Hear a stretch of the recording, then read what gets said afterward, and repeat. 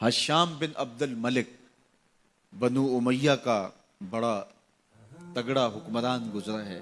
یہ مطاف میں شامی وفد کے ساتھ طواف کے لیے آیا تو اس کا جی چاہا کہ میں حجر اسود کو بوسہ کروں، لیکن وہاں ہجوم اتنا تھا کہ ہمت آگے جانے کی پڑ نہیں رہی، لوگ راستہ ہی نہیں دے رہے. خیر یہ ایک سمت کھڑا ہو گیا انتظار کے لیے کہ کوئی موقع ملتا ہے تو میں حجر اسود کو چوم لیتا ہوں. اچانک ایک نوجوان طواف کرتے ہوئے حجر اسود کے مقابل آئے اور ایک لمحے کے لیے توقف کیا کہ میں حجر اسود کو چوموں. لوگوں نے راستہ چھوڑ دیا. یہ نوجوان حضرت امام زین العابدین تھے رضی اللہ تعالی عنہ. تو جب لوگوں کے دل میں یہ احترام دیکھا تو وہ شامی وفد بڑا متاثر ہوا اور حیرت زدہ ہوا کہ یہ کون نوجوان ہے کہ ہشام کے لیے تو لوگوں نے راستہ نہیں چھوڑا اور اس کے لیے راستہ چھوڑ دیا. تو وہ امام زین العابدین کو جانتے نہیں تھے. تو انہوں نے ہشام سے پوچھا من ھذا، یہ کون ہے؟ اب ہشام بن عبد الملک تو جانتا تھا کہ یہ کون ہے، لیکن اس نے اپنی سبکی محسوس کی کہ میرے لیے تو راستے نہیں ملے اور اس نوجوان کے لیے راستے چھوڑ دیے گئے ہیں. تو اس نے کہا پتہ نہیں کون ہے. جس طرح کوئی عام شخص ہو. فرزدق شاعر پاس کھڑا تھا، اسے غیرت آئی. اس نے کہا کہ اگر آپ کو نہیں پتا تو میں بتا دوں یہ کون ہے. اللہ اکبر. اس نے کہا ھذا الذی تعرف البطحا وطأتہ. کہا یہ وہ ہے جس کو بطحا کے سنگریزے بھی جانتے ہیں. والبیت یعرفہ والحل والحرم. اس کو بیت اللہ بھی جانتا ہے، اس کو حرم بھی جانتا ہے، اس کو مطاف بھی جانتا ہے، اس کو تو حرم کے پہاڑ بھی جانتے ہیں. یہ فاطمہ تو زہرا کا بیٹا ہے. بجدہ انبیاء اللہ قد ختموا. اس کا نانا نبیوں کا سردار ہے اور ختم نبوت کا تاج اس کے نانے کے سر پہ رکھا ہوا ہے. کہا کہ لیسا قولک من ھذا بدائرہ. تیرا یہ کہنا کہ من ھذا کون ہے مجھے نہیں پتا یہ کون ہے. کہا تیرا یہ کہہ کے تجاہل عارفانہ کرنا. کہا اس کو نقصان نہیں دے سکتا. اس کو عرب بھی جانتے ہیں، اس کو عجم بھی جانتے ہیں. کھڑے کھڑے امام زین العابدین کی شان میں اس نے قصیدہ لکھ دیا. ہشام کی تو توقع نہیں تھی. وہ شاعر جو بادشاہوں کے قصیدے لکھا کرتا تھا، آج اس نے امام زین العابدین کا قصیدہ لکھ دیا اور بادشاہ کی موجودگی میں اور رد عمل کے طور پہ. بادشاہ کو بڑا غصہ آیا. اس نے فرزدق کو جیل میں ڈلوا دیا. امام زین العابدین کو پتا چلا تو آپ نے اشرفیوں کی تھیلیاں بھیجی. تو اس نے چوم کے آنکھوں سے لگائی. کہا کہ حضرت میں نے یہ جو کچھ کیا ہے اشرفیوں کے لیے نہیں کیا، آپ کے نانا کی شفاعت کے لیے کیا ہے. تو اصل تو تخت و تاج یہ ہے. جو تخت و تاج کا مالک ہے لوگ اسے راستہ نہیں دے رہے. اللہ اکبر. بہلول دانا آیا نا بغداد میں، تو اللہ اکبر لوگوں نے راستہ دے دیا. تو کھڑکی سے یہ دیکھ رہا تھا ہارون الرشید. تو وہ اپنی بیگم سے کہنے لگا کہ حکمران ہم نہیں ہیں، حکمران یہ لوگ ہیں. جو دلوں کو فتح کر لے وہی فاتح زمانہ. تو حضرت امام حسین ہارے نہیں ہیں، حضرت امام حسین جیتے ہیں. اس پورے مجمع میں اگر میں ڈھونڈنا چاہوں تو مجھے یزید نام کا ایک شخص بھی نہیں ملے گا. اور اگر میں اس تلاش کو اور پھیلا دوں اور پورے شہر میں ڈھونڈوں تو پورے شہر میں نہ یزید نام کا شخص ملے گا، نہ شمر نام کا شخص ملے گا، نہ ابن زیاد نام کا شخص ملے گا. اچھا میں اور اس دائرے کو پھیلا دوں تو پورے پاکستان میں ڈھونڈوں تو شاید مجھے یزید نام کا شخص نہ ملے. اور اگر میں ڈھونڈنے نکلوں تو اس ایک مجلس کے اندر مجھے سینکڑوں لوگ حسین ابن علی کے نام کے مل جائیں گے. اور اگر میں اپنی بہنوں اور بیٹیوں کے اندر مبارک ناموں کی تفتیش کرواؤں اور تحقیق کرواؤں تو کتنی بیٹیوں کا نام زینب ہوگا، کتنی بچیوں کا نام فاطمہ ہوگا، کتنی بچیوں کا نام سغرا ہوگا. تو یار آج اکبر نام ملے گا، آج اصغر نام ملے گا، آج مجھے زین العابدین نام ملے گا، آج مجھے حسین، شبیر، شبر نام ملیں گے، آج مجھے حسن نام ملے گا، آج مجھے قاسم نام ملے گا، آج مجھے یہ تو نام ملیں گے، لیکن یزید اور شمر کا نام کہیں نہیں ملے گا۔ یار جس کا نام لوگ رکھنا نہیں چاہتے تو وہ زندہ کیسے ہوا؟ اور میرا حسین کل بھی زندہ تھا، میرا حسین آج بھی زندہ ہے۔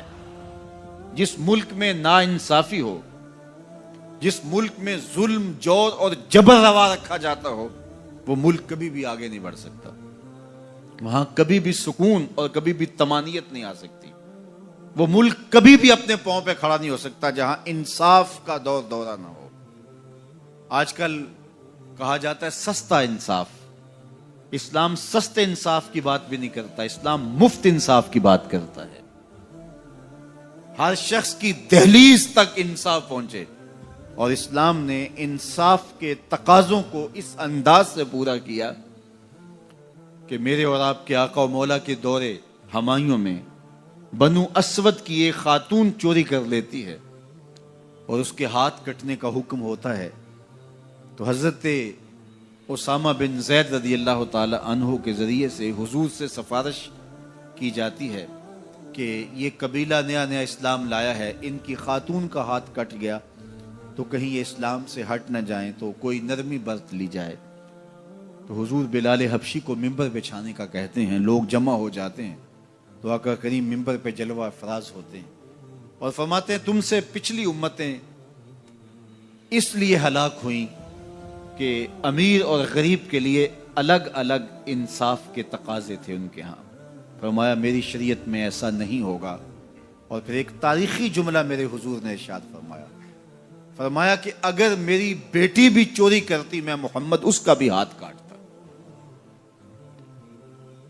جب کسی بھی ملک کے اندر، کسی بھی ریاست کے اندر دو طرح کی عدالتیں ہوں، غریبوں کے لیے الگ نظم ہو، امراء کے لیے الگ قانون ہو، تو پھر کبھی بھی اللہ کی رحمتیں ان قوموں پہ نازل نہیں ہوتی۔ آج تو جیل کے اندر بھی الگ الگ خانے موجود ہیں، تھانوں کے اندر بھی غریب مار دیا جاتا ہے، اس کی کھال ادھیڑ دی جاتی ہے، وہ اونچا سانس نہیں لے سکتا، اور بااثر لوگ تھانوں میں بھی دامادوں کی طرح رہتے ہیں، اور وہاں بھی انہیں مہمانوں کی طرح رکھا جاتا ہے۔ اور عدالتوں میں جو ہوتا ہے، وہ کسی زمانے میں کہتے تھے کہ وکیل کر لو، اب کہتے ہیں جج کر لو۔ انصاف کا جس طرح دن دہاڑے خون ہوتا ہے، اور عدالتوں اور کچہریوں کے اندر جو عدل و انصاف کا قتل عام ہوتا ہے، وہ کس سے مخفی ہے؟ اپنی آنکھوں پہ پٹی باندھ کر کے اور خاموشی اختیار کرنے سے کوئی فرق نہیں پڑتا۔ آج ہمارا عدالتی نظم انصاف نہیں دے رہا۔ اگر ہم چاہتے ہیں کہ یہ ملک آگے بڑھے اور مستحکم ہو تو نظام عدل کو درست کرنا پڑے گا۔ عدالت کے اندر خلیفہ وقت بھی کھڑا ہوتا تھا اور ایک ذمی بھی کھڑا ہوتا تھا، اور اس ذمی کو پتہ ہوتا تھا کہ میرے ساتھ ناانصافی نہیں ہوگی، تو معاشرہ پرسکون ہوتا تھا۔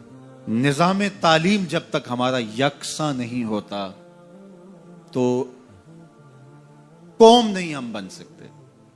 بیسیوں قسم کے نظام ہائے تعلیم ایک فکر کی قوم کبھی بھی پیدا نہیں کر سکتی۔ پوری دنیا کے اوپر جہاں بھی قومیں بنی ہیں، تعلیمی نظم کا نتیجہ ہے، تربیتی نظم کا نتیجہ ہے۔ اور آج اس ملک کے اندر بیسیوں نظام تعلیم ہیں۔ آ جا کے ہمارے آیان سلطنت کو غصہ آتا ہے مدارس پہ۔ مدارس کی اصلاحات ہونی چاہیے۔ یہ اتنے نظم ہائے تعلیم ہیں، ذرا ادھر بھی تو بات کرو، وہاں تمہارے پر جلتے ہیں۔ گلی گلی جو ہے وہ مختلف نوعیتوں کے ادارے کھلے ہیں، اور ان سے نکلنے والی پروڈکٹ مختلف ہے، اور یکسو قوم کیسے مارز وجود میں آ سکتی ہے؟ کبھی بھی نہیں ہو سکتا۔ اب جو بھی نظام تعلیم لائیں، ہمارے بڑے بیٹھ کے فیصلہ کریں، طے کریں کہ हमने किस तरह एक नज़म लेकर के आना है और पूरी कौम पाबंद हो, और फिर नतीजा हम फिक्र कौम, एक फिक्र की हामिल कौम निकलेगी। ये कौम के अंदर जो दर्जा बंदियां हैं ये खत्म हो जाएगा, और हम सबसे पहले कौम तो बने। हम अभी तक कौम ही नहीं बन सके, एक हुजूम है और मुतशद्दिद अफकार और नजरियात का मजमुआ, बल्कि मजमुआ अजदाद हैं हम। तो जब हम एक कौम ही नहीं बन सकते, कौमें फिक्र वाहद के नतीजे में कौमें होती हैं, और फिक्र वाहद निज़ाम तालीम पैदा करता है, और निज़ाम तालीम की यकसानियत ये नतीजा देती है। निज़ाम तालीम की यकसानियत ना हो, इसमें जो तशद्दुद होता है ये कौम नहीं पैदा करता, ये हुजूम और मुतफर्रक ख्यालात के उलझे हुए लोग पैदा करता है, जो आपस में कभी भी एक दूसरे से मेल नहीं खाते, और कौमें आगे नहीं बढ़ सकती। अगर हम ये चाहें कि पाकिस्तान को मुस्तहकम करना है, हमारे सारे दानश्वार इस बात को अच्छी तरह जानते हैं, आयाने सल्तनत को भी बताया जाता है, लेकिन मैंने कहा इनके पर जलते हैं, और